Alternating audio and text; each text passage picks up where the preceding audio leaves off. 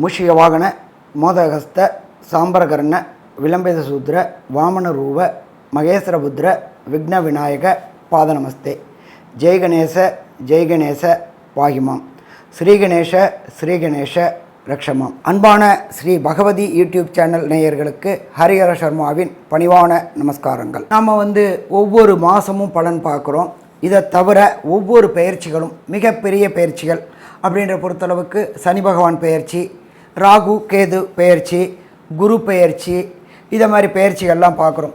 இப்போ எப்பொழுதுமே பொறுத்தளவுக்கு குரு பயிற்சி அப்படின்னாக்க சற்றேறக்குறைய ஒரு வருஷம், ராகு கேது பயிற்சி அப்படின்னாக்க சற்றேறக்குறைய 1.5 வருஷம், இதுக்கு அடுத்தது சனி பயிற்சி அப்படின்றது சற்றேறக்குறைய எப்போதுமே 2.5 வருஷம் வரும். ஆனால் இந்த ட்ரிப்பு பார்த்தீங்க அப்படின்னு சொன்னாக்க சனி பயிற்சியை பொறுத்தளவுக்கு சற்றேறக்குறைய 3 வருஷம் வருது. சரி, எதுக்குனால இந்த மாதிரி 3 வருஷம் வருது அப்படின்னு பார்த்தோம்னாக்க சனி பகவானை பொறுத்தளவுக்கு ரிட்ராகேஷன், அதாவது வக்ர நிலை அடைகிறது. வக்ரம்னாக்க பலம் இழந்து காணப்படுதல்.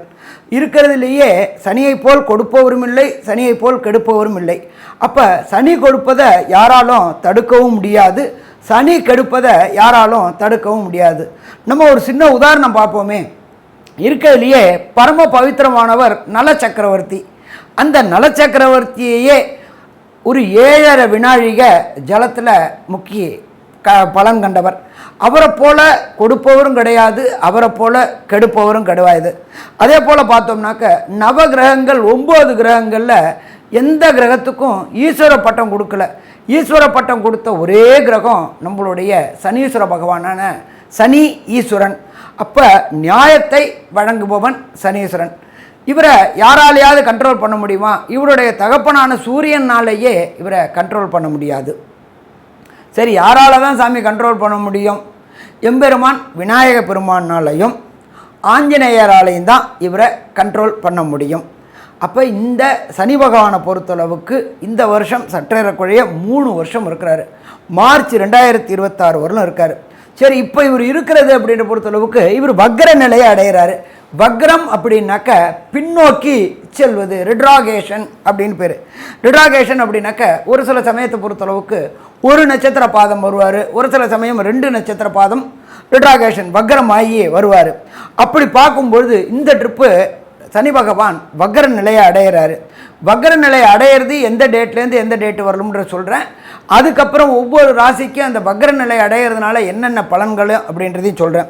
ஃபஸ்ட்டு சனி பகவானானவர் வக்ர நிலையை அடையிறது அப்படின்றது பொறுத்தளவுக்கு வக்ர நிலை தொடக்கம் 19/6/2024 அன்னைக்கு கிழமை அப்படின்றது வசந்த கிழமையான புதன்கிழமை.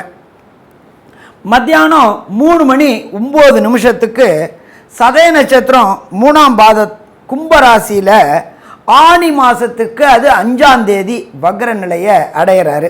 சரி, வக்ர நிவர்த்தி என்னைக்கு பெறாரு அப்படின்னு பார்ப்போமா?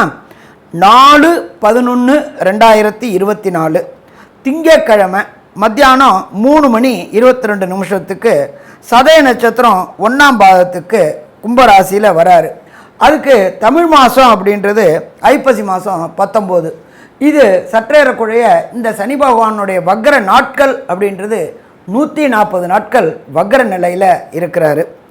சனி பகவான் ஒரு ராசியிலேருந்து ஒரு ராசி கடக்க சற்றேறக்குறைய 2.5 வருஷம். அதில் இந்த ட்ரிப்பு 3 வருஷம் இருக்கிறாரு. வக்ரமாகிறது 140 நாள் இருக்கிறாரு. சரி, இப்போ இந்த சனி பகவானை பொறுத்த அளவுக்கு சனி பகவான் இருக்கிற இடத்துலேருந்து சூரிய பகவான் 5ஆம் இடம் வரக்கூடியது. அதாகப்பட்டது ஆனி மாதம் 5ஆம் தேதி. அப்போ சனி பகவான் இப்போ வக்ரம் நிலை நடையில சூரிய பகவான் இருக்கிறது மிதுன ராசியில் இருக்கிறாரு. அதே போல் சனி பகவான் வக்ர நிவர்த்தி அடைகிறது அப்படின்றது துலா ராசியில் 9ஆம் இடத்துல வரும்பொழுது, சனிக்கு சூரிய பகவான் 9ஆம் இடத்துல வரும்போது சுவாதி நட்சத்திரத்தில் வக்ர நிவர்த்தி அடைகிறாரு. அப்போ இந்த வக்ர காலகட்டங்கள் 140 நாட்கள் என்னென்ன பலன்கள் தரப்போகிறார்? என்ன சாமி இதில் நீங்கள் வக்ரம் அப்படின்னாக்க ஒரு ராசி விட்டு ஒரு ராசி மாறினா பலன் தருவாரா, இல்லை ஒரு நட்சத்திரம் விட்டு ஒரு நட்சத்திரம் மாறினா பலன் தருவாரா அப்படின்லாம் கேட்கலாம். எப்பொழுதுமே சதய நட்சத்திரத்தில் அவர் பயிர்றாரு, 3ல் வக்ர நிலை அடைகிறாரு, சதய 1ஆம் பாகத்தில் வரார். பட் அந்த 140 நாளும் ரொம்ப முக்கியமான நாட்கள்.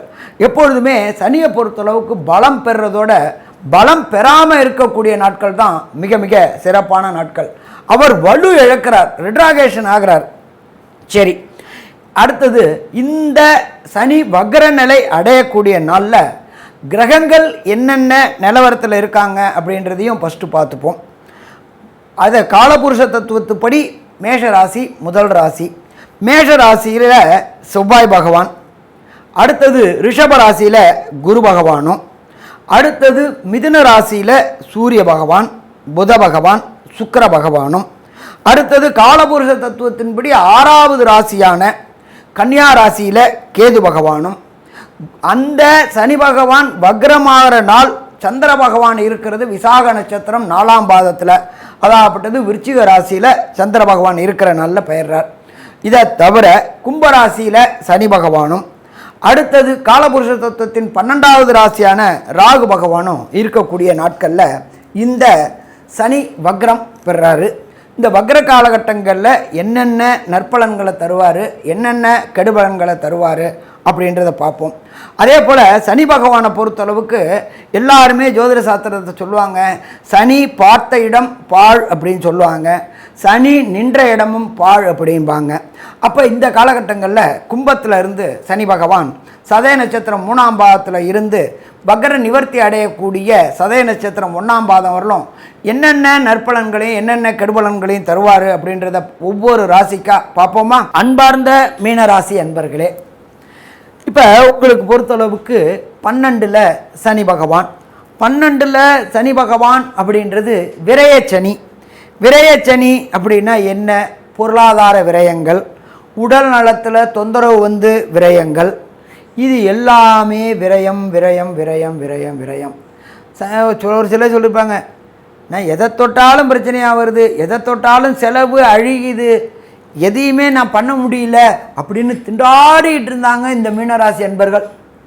12ல் விரயச்சனி வந்ததுனால வருமானத்தையும் குறைச்சி கொடுப்பாரு, செலவை அதிகப்படுத்தி கொடுப்பாரு. அப்போ இதை மாதிரி ஆனதுனால பிரச்சனை பிரச்சனை பிரச்சனை பிரச்சனை, எப்படி தாக்கு பிடிக்கிறதுன்னு தெரியாமலே இருந்தாங்க. அப்போ இப்படி இருந்தவங்களுக்கு இந்த சனி பகவான் வக்ரம் அடையக்கூடிய காலகட்டங்கள் 19/6/2024 4/11/2024 வரலும் மொத்தம் 140 நாள். 140 நாளும் விரயங்களை குறைக்கக்கூடிய காலகட்டம். சரி சாமி, அவர் விரய சனி தானே, விரயத்தை தானே கொடுப்பாரு, எப்படி நீங்கள் விரயத்தை குறைக்குப்பீங்க அப்படின்னு சொல்கிறீங்க? அப்படியே அதை மாற்றி யோசிங்க. இத்தனை நாள் அழிஞ்சது அசுப விரயம், இப்போ கிடைக்க போகிறது சுப விரயம். அது என்ன சாமி சுப விரயம்? குழந்தைகளுடைய மேல் படிப்புக்காக டொனேஷன், கேபிட்டல் ஃபீஸு, விரும்பின காலேஜில் விரும்பின யூனிவர்சிட்டியில் கட்டுறதுக்கு ஆகக்கூடியது கேபிட்டல் ஃபீஸு கட்டுறதும் ஒரு சுப விரயம். அடுத்தது வண்டி வாகனம், சைக்கிளில் போயிட்டு இருந்தவங்க பைக் வாங்குவாங்க, பைக்கில் போயிட்டு இருந்தவங்க கார் வாங்குவாங்க, காரில் போயிட்டு இருந்தவங்க சேடன் கார், லேவிஷ் கார் வாங்கக்கூடியது, இதுவும் விரயம்தான், ஆனால் சுப விரயம். அடுத்தது வீடு, சிங்கிள் பெட்ரூம் ஃப்ளாட்டில் இருந்தவங்க double bedroom, triple bedroom, 4 bedroom flat வாங்கக்கூடிய வாய்ப்புகளையும் கொடுப்பார், இதுவும் சுப விரயம். அடுத்தது ஹாஸ்பிட்டலைஸ்டு, வண்டி வாகனங்களில் கண்டை ஏற்பட்டு ஆஸ்பத்திரியில் ஐசியூவில் இருந்து பொருளாதாரம் கடுமையான செலவுகள் சந்திச்சுட்டு இருந்தாங்க மீனராசிக்காரங்க. இப்போ அவங்களுக்கு ஐசியூலேருந்து ஜென்ரல் வார்டு வந்து ஜென்ரல் வார்டுலேருந்து டிஸ்சார்ஜ் ஆகக்கூடிய வாய்ப்புகள். ஐசியூலலாம் இருந்தால் எவ்வளோ செலவாகும்னு உங்களுக்கே தெரியும், லட்சக்கணக்கில் கோடிக்கணக்கில் செலவாகும். அப்போ அதை விட்டு வரக்கூடிய காலகட்டங்கள். அப்போ சனி பகவான் 12ல் உள்ள விரயச்சனி பலம் இழக்கிறதுனால சுப செலவுகள் தொடங்குது, இது எல்லாமே சுப விரயம். சரி, இதை தவிர 2ல் இருக்கிற குரு பகவான் 3ல் இருக்கார். நம்மளுடைய ஜோதிட சாஸ்திரத்தில் பொறுத்தளவுக்கு 3ஆம் இடம் அப்படின்றது கம்யூனிகேஷன் பாவம் அப்படிம்போம், தகவல் தொடர்பு இடம் அப்படின்றது. இதனால் வரை நீங்கள் சொன்னதெல்லாமே உங்களுடைய மேலதிகாரிக்கும் உங்களுடைய கீழதிகாரிக்கும் உங்கள் கூட வேலை பார்க்குறவங்களுக்கும் உங்கள் கூட ஃப்ரெண்டுங்களுக்கும் தவறாகவே புரிஞ்சுக்கிட்டு இருந்துச்சு. அது எல்லாம் சரியாக புரிஞ்சுக்கிட்டு அவன் நல்லது தான் செஞ்சுருக்கிறான் அப்படின்னு சொல்லிவிட்டு உங்களுக்கு கம்யூனிகேஷன் துறையில் இருக்கக்கூடியவங்களுக்கு பதவி உயர்வு, பண வரவு. நமக்கு வாழ்க்கையில் என்ன வேணும்? பணம் வரணும். அது எப்படி வரணும்? பதவி உயர்வு கிடைக்கணும். அது எல்லாம் கிடைக்கக்கூடிய காலகட்டங்கள் இந்த காலகட்டங்கள். அப்போ இந்த காலகட்டங்கள் மிக சூப்பரான காலகட்டங்கள். இதை தவிர மீன ராசியில் 3ஆம் இடத்துல உள்ள குரு பகவான் உங்களுடைய ராசிக்கு 7ஆம் இடமான கன்னியை பார்க்குறார். அப்போ நீண்ட நாட்களாக மீன ராசியை சேர்ந்த ஆணுக்கோ பெண்ணுக்கோ யுவனுக்கோ யுவதிக்கோ திருமண தடை ஏற்பட்டுக்கிட்டே இருந்துச்சு. சாமி, நானும் திருமணத்துக்காக பார்த்துக்கிட்டே இருக்கிறேன், எதனால் தடை ஏற்படுது, என்னத்தினால தடை ஏற்படுதுன்னு தெரில. நான் ஜாதகம் அனுப்பினா அவங்க பொருத்தம் இல்லைன்றாங்க, அது இல்லை இது இல்லைன்னு சொல்லிட்டு திருமணமாகாமல் தடையும் தாமதமாகவே ஆகிட்டு இருந்துச்சு. விரயச்சனி ஒவ்வொரு மேட்ரிமோனியல் சைட்டுக்கும் பணம் கட்டி விரயமையே ஆகிட்டு இருந்துச்சு. அப்படின்னு நினச்சிக்கிட்டு இருந்த யுவனுக்கும் யுவதிகளுக்கும் ஆணுக்கும் பெண்ணுக்கும் திருமண தடையும் தாமதமும் விலகும். சரி, அது மட்டுமா அப்படின்னு பார்த்தா இந்த 140 நாளுக்குள்ளார கம்பல்சரியாக மீன ராசிக்காரங்களுக்கு திருமண நிச்சயதார்த்தம் நிகழுமா? நிகழும். இந்த வருட கடைசி டிசம்பர் 2024க்குள்ளார திருமண தடைகள் விலகுமா? விலகும். அதே போல் திருமணம் ஆகி ரொம்ப நாளாக வம்சம் விருத்தி என்கின்ற குல விருத்தி என்கின்ற வாரிசு கிடைக்காம கஷ்டப்பட்டுக்கிட்டு இருந்த அவதிப்பட்டுக்கிட்டு இருந்த மீனராசி என்பவர்களுக்கு வாரிசு கிடைக்கக்கூடிய வாய்ப்புகள் இந்த காலகட்டங்களில் உண்டாகும். குழல் இனிது யாழ் இனிது மழலை சொல் கேட்காதவங்க, குழந்தையோட சத்தம் கேட்காதவங்க வாழ்கிறதே வேஸ்ட்டு அப்படின்ற இந்த காலகட்டங்கள் மாறி உங்கள் வீட்டில் குழந்தை சத்தம் கேட்கக்கூடிய காலகட்டம். இதை தவிர தொழில் செஞ்சுக்கிட்டு இருந்தவங்களுக்கு தொழிலில் முன்னேற்றம். இத்தனை நாளாக சுணக்கமாகவே இருந்துச்சு, ஒன்றும் பெரிய ஏற்றம் இல்லாமல் இருந்துச்சு. என்னடா எங்கள் வீட்டுக்காரன் கச்சேரிக்கு போகிறாருன்னு பார்த்துக்கிட்டு இருந்தோம். தொழிலில் நானும் கடையை திறந்தேன், நானும் உட்காந்தேன், நானும் போனேன் அப்படின்னு ஒரு முன்னேற்றம் இல்லாமல் இருந்துச்சு. இந்த வக்ர காலகட்டமான 140 நாளும் லாபம் லாபம் லாபம் கிடைக்கக்கூடிய வாய்ப்புகள் உண்டு. அதுவும் பார்த்திங்கன்னா தொடர் முன்னேற்றம்.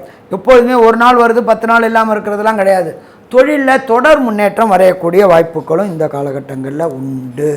அப்போ இந்த காலகட்டங்கள் மிக மிக மிக மிக இனிமையான காலகட்டங்களாக இருக்கும். மீனராசி என்பவர்களை பொறுத்தளவுக்கு 11ஆம் இடமான லாபஸ்தானத்தை பிரகஸ்பதியான குரு பகவான் பார்க்குறார். இந்த மீனராசியை சேர்ந்த ஒரு சில தம்பதிகள் பிரிவினை ஏற்பட்டு 2வது திருமணத்துக்காக பார்த்துக்கிட்டு இருப்பாங்க. 11ஆம் இடம்ன்றது ஜோதிட சாஸ்திரத்தில் என்ன சொல்லுவோம் அப்படின்னா 2வது திருமணம் அப்படின்னு பேர். அப்போ இந்த 2வது திருமணமும் கைகூடக்கூடிய வாய்ப்புகள் இந்த காலகட்டங்களில் உண்டாகுமா? உண்டாகும். ஸோ மொத்தத்தில் பார்த்தோம் அப்படின்னாக்க இந்த காலகட்டங்கள் வக்ர காலகட்டமான 19/6/2024 4/11/2024 வரையிலும் யோகமான காலகட்டம்னு சொல்லலாமா? யோகமான காலகட்டம்னு சொல்லலாம்.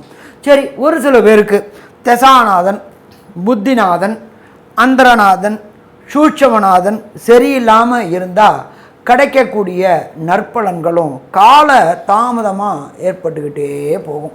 அப்போ இந்த கால தாமதம் ஏற்படுறதுலேருந்து விடுதலை பெறணும், எப்படியாவது நான் ரிலாக்ஸ் ஆகணும் அப்படின்னு நினைக்கக்கூடியவங்க சனி பகவான்கிட்ட சரணாகதி அடையணும். எந்த சனீஸ்வர பகவானை பார்த்தா நல்லாயிருக்கும் அப்படின்னு பார்த்தாக்க தேனிக்கு பக்கத்தில் குச்சனூர்ன்ற இடத்துல சனீஸ்வர பகவானுக்கு தனி சன்னிதானம் இருக்குது. ஒரு சனிக்கிழமையில் சனீஸ்வர பகவானுக்கு அபிஷேகம் செய்துட்டு அந்த அபிஷேக திரவியத்தை வாங்கி குடிச்சிட்டு வந்தீங்கன்னாக்க பிரச்சனையிலேருந்து வெளியில் வரலாம்.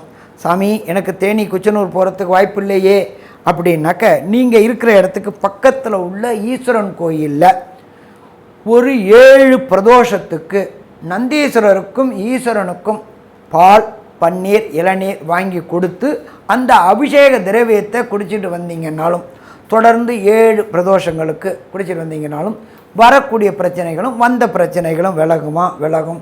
சாமி, 7 பிரதோஷம் நான் போகிறது கஷ்டமாச்சே, எனக்கு ஏதாவது வீட்லேயே இருந்துக்கிட்டு ஏதாவது ஒரு மந்திர உபதேசம் கொடுத்தீங்கன்னா நான் அதை பார்த்துக்கிட்டு பிரச்சனையிலேருந்து விலகுவேனே அப்படின்னு நினைக்கக்கூடிய மீனராசி என்பவர்களுக்கு இந்த சனீஸ்வர பகவானுடைய காயத்ரி சொல்லித்தரேன். இந்த காயத்ரி ஸ்லைட்லேயும் வரும். ஓம் காகத்வஜாய வித்மகி கட்க அஸ்தாய தீமகி தன்னோ மந்த பிரஜோதயாத்.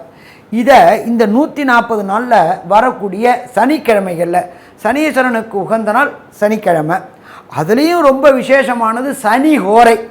ஒவ்வொரு நாளும் சனிக்கிழமையில் தொடங்குறது சனி ஹோரையில் தான் தொடங்கும். 6லேருந்து 7 வரலும் சனி ஹோரை. இந்த சனி ஹோரையில் மிக குறைஞ்சபட்சம் 54 முறை, அதிகபட்சம் 108 முறை சொல்லிட்டு வந்தீங்க அப்படின்னு சொன்னாக்க வர பிரச்சனையும் வந்த பிரச்சனையும் எம்பெருமான் ஈஸ்வரன் பெயரை சொல்லும்பொழுது விலகும். ஸ்ரீ பகவதி யூடியூப் சேனல் பார்த்த அன்பர்களுக்கு நன்றி.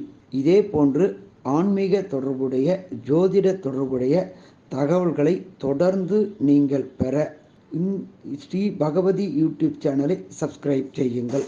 மற்றும் அருகில் உள்ள பெல் ஐக்கானை அதை அழுத்தினீர்கள் என்றால் தொடர்ந்து என்னுடைய சேனலை பார்க்க முடியும். நன்றி, நமஸ்காரம்.